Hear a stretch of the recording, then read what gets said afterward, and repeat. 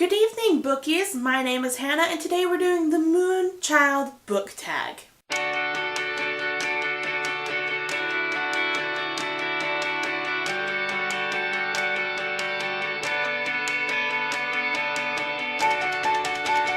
So this book tag was originally created by Crescent Moon Reads about a month ago. So I saw it, and I was like, well, that looks interesting, so I decided to do it. It's just a list of questions that have to do with like moon cycles and like the tides and everything, and I think there's 11 questions, so let's get to it. Question 1. The Full Moon. A book that has supernatural creatures in it. So this is really like technically any book on my shelf, but I'm just going to go with the one that I thought of first when I saw this tag, and that is Twilight by Stephanie Meyer. It's got the werewolves and the vampires, and those are all supernatural creatures. So I'm just gonna go with this one for this answer. Number 2, Starry Night, a book that has a beautiful starry cover on it. So for this one I'm gonna go with Zodiac by Romina Russell, just because it's so pretty and it's gorgeous and I just love it. I love everything about this cover and I just love stars, so it's perfect for this answer, so there you go. Number 3, Out of This World, my favorite sci-fi book. So the only reason I'm doing this one for this question and not this question before this is because I didn't want to use it twice in a row. So for this one I'm going These Broken Stars by Amy Kaufman and Megan Spooner. It also has stars on it. So I was like, why don't I use it for both? But I didn't want to. Besides, Zodiac is so pretty too, so I use both. This is my favorite sci-fi book because they're all in space for a while on a spaceship, and it's just my favorite sci-fi book. I haven't read a lot of sci-fi books. I'm more of like a fantasy kind of girl, but this is the only one that I could think of that I absolutely loved that I've read. Number 4, Creature of the Night, a thriller with a killer. So for this one I'm going with Jacoby by William Ritter. It's a mystery kind of, but it also has like a spin on it where it's like there's this whole other world of like creatures and stuff like that. They kind of remind me of fairies, kind of a little bit. I think they are kind of fairies.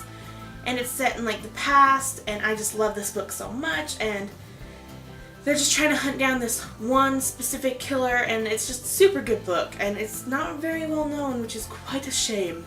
Number 5, The Moon Controls the Tides, a book that has something to do with water.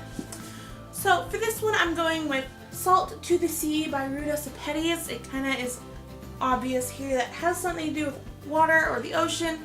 I haven't read it, but I do know it's about a ship or something that gets, like a ship on the ocean and it gets struck by something and then it sinks or something like that. I know I'm horrible at describing this book. I've had this book for a really long time and I haven't read it yet, but I know it has something to do with water, so here it is. Number 6, Daughters of the Moon, a book that has serious girl power in it. So I know a lot of books with a lot of kick-ass girl characters and I have to appreciate that.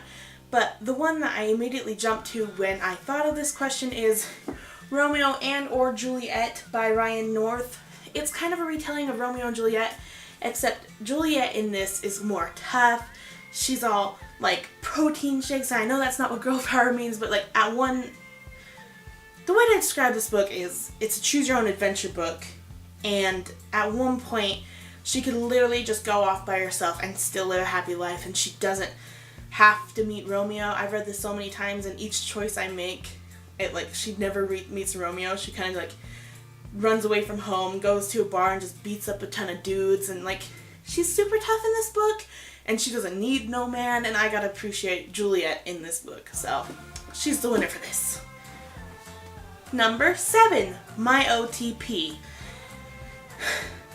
First one I think of is Claire and Jamie from Outlander, Clary and Jace from the Immortal Instruments, Will and Tessa from the Infernal Devices, Annabeth and Percy from Percy Jackson series, Cress and Thorn from Cress, Kelsey and Ren from Tiger's Curse, Emin and Lily from Reawakened, I don't remember if that's her name, Damon and Kat from the Lux series, and my list goes on and on forever. I'm just not going to go through all of them right now.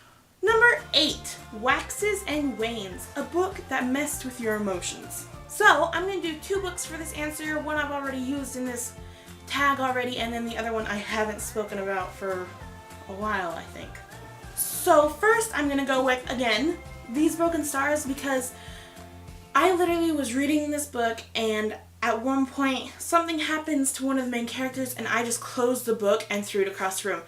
I was crying. Like, you can ask my older sister. I was crying and I just said, I'm not reading it anymore, I'm not reading it anymore, and like, it all resolves itself in the end, but still, that upset me pretty bad.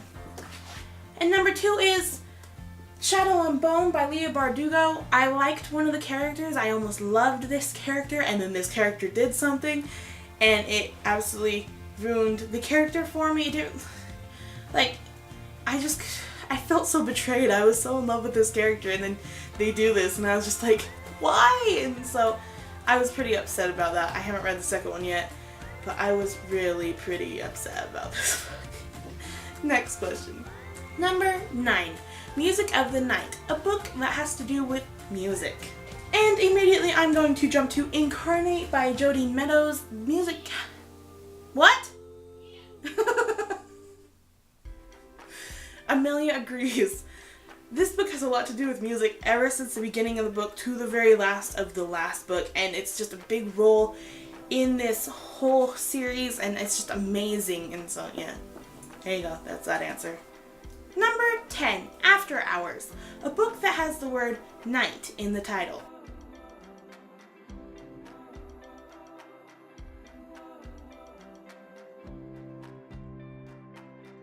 Oh shit, I do! Okay, so the only one I have for this was on the floor. It took me forever to find it, and I totally forgot about it. But it's The Night Circus by Erin Morgenstern. I have it tonight. So let's move on. Number 11, the final question, is Crescent Moon, a book that features a god or goddess. Okay, so I'm gonna go with Reawaken by Colleen Hook. One of the main characters, Ammon, is a god, I think. If not, then I'm gonna go with literally all the Percy Jackson series where they're all either demigods or there's gods everywhere. So yeah, that's it. Okay, so that is it for the Moonchild book tag. I had a lot of fun doing this book tag. I'll leave the original link to the original video in the description below. And I'm gonna tag you, everybody. If you guys want to do this, go for it, because it's a really fun tag. It's really new, it's original, I've never heard of anything quite like this, and so that is it. Okay, I will see you guys in the next one. Rock on.